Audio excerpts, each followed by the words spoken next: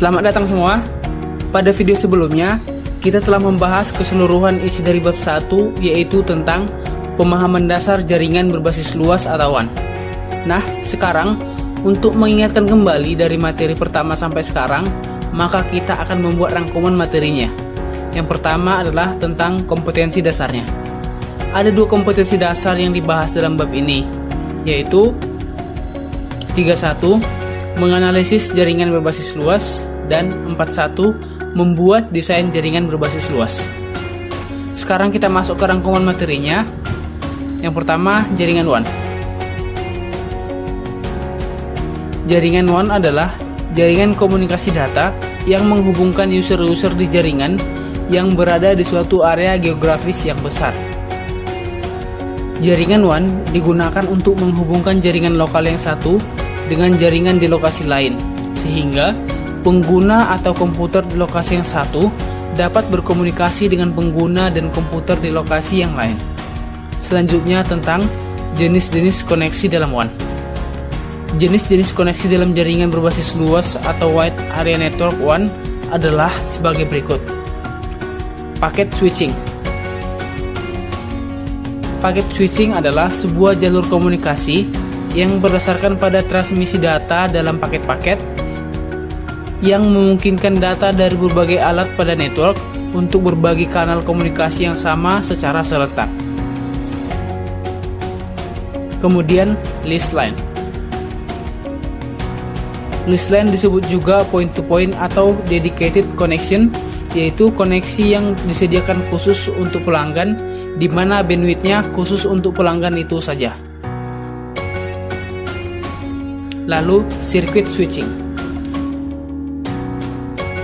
Circuit switching adalah sebuah jalur komunikasi yang digunakan dengan network dial-up, seperti PPP dan ISDN, yang harus melakukan setup pada koneksi terlebih dahulu sebelum melewatkan data, sama seperti melakukan panggilan telepon. Selanjutnya tentang komponen teknologi WAN.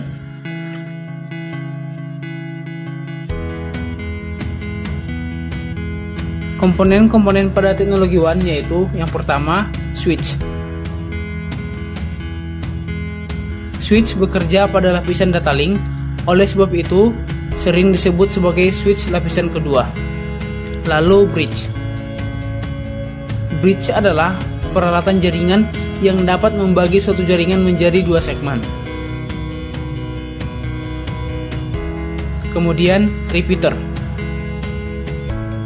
Repeater adalah suatu peralatan jaringan yang berfungsi untuk memperkuat sinyal yang akan dikirim agar dapat diteruskan ke komputer lain pada jarak yang jauh. Selanjutnya hub.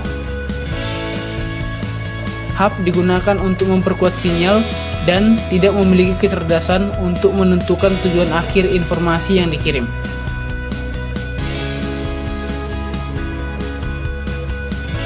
Lalu router. Router bekerja pada lapisan network atau lapisan ketiga model OSI dan meneruskan paket data berdasarkan logika seperti IP address. Kemudian routing switch. Routing switch adalah gabungan antara switch dan router. Selanjutnya multiplexer. Multiplexer digunakan untuk mentransfer beberapa data secara simultan atau terus-menerus seperti video, suara, teks, dan lain-lain. Communication server. Communication server adalah server khusus dial in dial out bagi pengguna untuk dapat melakukan dial dari lokasi remote sehingga dapat terhubung ke LAN. Switch X25 atau frame relay. Komponen ini digunakan untuk menghubungkan data lokal atau private melalui jaringan data menggunakan sinyal digital. Unit ini sama dengan switch ATM. Lalu media transmisi.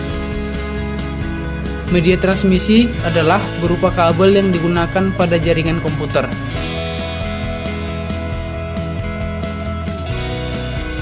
Yang terakhir adalah switch ATM. Switch ATM digunakan untuk menyediakan transfer data berkecepatan tinggi. Itulah rangkuman mengenai komponen teknologi WAN. Selanjutnya adalah enkapsulasi pada WAN. Enkapsulasi pada WAN ada dua, yaitu HDLC dan point-to-point. Yang pertama HDLC. HDLC atau The High Level Data Link Control Protocol adalah enkapsulasi default yang digunakan pada antarmuka atau interface serial sinkron dari router Cisco.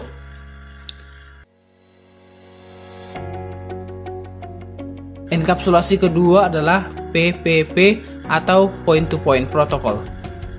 Point-to-Point Protocol adalah protokol enkapsulasi pakai jaringan yang banyak digunakan pada Wide Area Network atau WAN. Itulah rangkuman tentang enkapsulasi pada WAN. Baiklah, demikian pembahasan tentang rangkuman dari bab 1, yaitu tentang pemahaman dasar jaringan berbasis luas.